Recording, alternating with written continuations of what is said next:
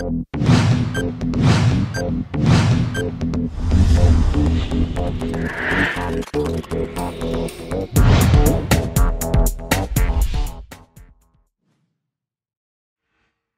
aí, galera, professor André Alencar com vocês. Vou trazer dicas de direito constitucional para quem vai fazer OAB. Vamos lá? Nossa primeira dica vai ser sobre a hierarquia das leis. A gente sabe que o nosso ordenamento jurídico brasileiro, ele é bastante complexo, ele tem várias escalas ou degraus normativos, né? Vários graus normativos, uns criados pela própria estrutura jurídico positivada e outros degraus criados pela jurisprudência do Supremo Tribunal Federal. Vamos dar uma olhadinha como é que funciona então a famosa pirâmide das normas no direito brasileiro e tentar situar quais são as normas em cada grau hierárquico dessa pirâmide. De olho na tela, vamos fazer aqui então uma pirâmide normativa conforme foi colocada por Hans Kelsen. Pessoal, lá no topo da pirâmide nós teríamos as normas de natureza constitucional. Agora, muito cuidado, o que entra como normas de natureza constitucional? Você tem que ter uma ideia de que aqui vão entrar as normas da Constituição Federal originária, sejam as normas do corpo permanente ou sejam as normas do ADCT. Então aqui vai entrar tanto o corpo permanente como vai entrar também o ADCT, ok? Elas não possuem hierarquia entre si, tá? As normas do corpo e do ADCT são situadas no mesmo patamar, no mesmo grau. Aqui vão entrar também as emendas constitucionais, que são frutos do poder constituinte derivado. Enquanto a Constituição é fruto do poder constituinte originário, as emendas são frutos do poder derivado. Embora as emendas constitucionais se situem no mesmo patamar hierárquico, da própria Constituição originária, você tem que ter cuidado que as normas do poder derivado, elas sofrem controle de constitucionalidade, principalmente em relação às chamadas cláusulas pétreas. Nós vamos colocar o ordenamento primeiro mais simplificado e depois nós vamos colocando de forma um pouquinho mais complexa. Abaixo da Constituição, nós tínhamos as famosas leis.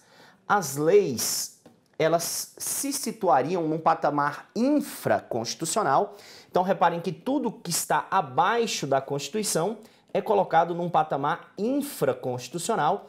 Então, as leis se situariam nesse patamar. E o que eu devo entender como leis aqui nessa posição, professor? Pessoal, as leis que ficam nesse patamar intermediário, elas são frutos do poder legislativo, um poder ordinário de elaboração de normas. E a Constituição dispõe sobre quais normas entram nesse patamar hierárquico no artigo 59. Então, lá no artigo 59, nós temos as normas que vão ficar na hierarquia de leis. Eu vou colocá-las aqui para vocês, dá uma olhada na tela. O que ficaria aqui como leis? Ficariam as leis complementares, que eu vou colocar na sigla LC, as leis ordinárias, as leis delegadas, as medidas provisórias e mais ainda, hein, muito cuidado, os decretos legislativos e as resoluções. Pessoal, todas essas normas, elas entram no patamar de leis. Muito cuidado que os tratados internacionais, a gente vai colocar aqui como trate internacional, trate-int. Os tratados internacionais, eles sempre se situavam no mesmo patamar das leis, na configuração dada originalmente ou ordinariamente pelo texto constitucional e o nosso ordenamento jurídico previsto a partir da Constituição. Lembrando, eu estou trazendo o ordenamento jurídico básico e depois a gente vai aprofundar um pouquinho. Abaixo das leis nós temos os atos normativos secundários, muitas vezes apenas chamados de atos normativos infralegais. Vamos dar uma olhada então? Aqui embaixo nós temos atos normativos infralegais ou atos normativos secundários. Secundários porque reparem que eles já estão num grau abaixo do grau da própria lei, né? Então eles ficam 2 graus abaixo da Constituição. Então, ó, muito cuidado porque aqui nós temos atos de natureza infralegal. Lembra que o prefixo infra representa abaixo, né? Infralegal. Todo ato infralegal é um ato infraconstitucional. ok? Todo ato infralegal ele é infraconstitucional, mas nem todo ato infraconstitucional é infralegal. Nós temos os atos de natureza legal aqui. O Supremo Tribunal Federal resolveu criar mais um patamar na nossa hierarquia das normas. O Supremo Tribunal Federal criou mais um patamar. Mas antes do Supremo, a Emenda Constitucional 45 de 2004, a reforma do Judiciário, resolveu inserir mais um tipo de ato normativo na hierarquia mais elevada. Então, historicamente, nós tivemos Constituição, leis, atos normativos. Depois a Emenda 45 inseriu no grau de normas constitucionais os tratados internacionais de direitos humanos, desde que aprovados por 2 turnos e por 3/5 dos votos dos membros de cada casa do Congresso Nacional, conforme dispõe o artigo 5º, parágrafo 3º. Então, olha só, aqui vão entrar também, mais os TIDH. TIDH. O que é TIDH? Tratados Internacionais de Direitos Humanos. Mas só entram os tratados internacionais de direitos humanos que forem aprovados em 2 turnos e por 3/5 dos votos. Ou seja, nesse patamar hierárquico de normas constitucionais, nós temos então os tratados internacionais de direitos humanos. Acontece que todos os tratados internacionais, até antes dessa reforma do judiciário, eles entravam aqui embaixo, tratados internacionais. Então nós passamos a ter 2 tipos de tratados internacionais. Os gerais, que entram na categoria de lei, e os de direitos humanos, que entrariam então na categoria de normas constitucionais. Porém, houve mais uma reviravolta, dessa vez não por emenda, mas sim pela mudança na orientação do Supremo Tribunal Federal, uma grande mutação constitucional que mexeu com o próprio ordenamento jurídico brasileiro. Foi a decisão do Supremo no habeas corpus relativo ao julgamento quanto à prisão civil do depositário infiel.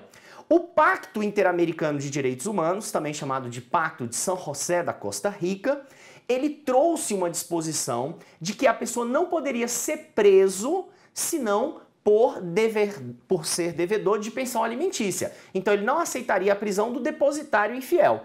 Acontece então que o Supremo Tribunal Federal resolveu posicionar os tratados internacionais de direitos humanos anteriores à Emenda 45, ou que não tivessem passado pelo processo especial de aprovação previsto no artigo 5º, parágrafo 3º, como um patamar diferenciado. Então entrou nesse patamar aqui os chamados tratados internacionais de direitos humanos genéricos. Genéricos por quê? Porque eles não foram aprovados naquele procedimento especial. Eles não têm, olha bem para o nosso grau aqui, eles não têm natureza constitucional, eles têm natureza infraconstitucional. Só que como eles estão acima das leis normais, o Supremo resolveu denominá-los de supralegal, porque estão acima das leis. Então, recapitulando e finalizando, nós temos 3 possibilidades dos tratados internacionais serem posicionados no nosso ordenamento jurídico.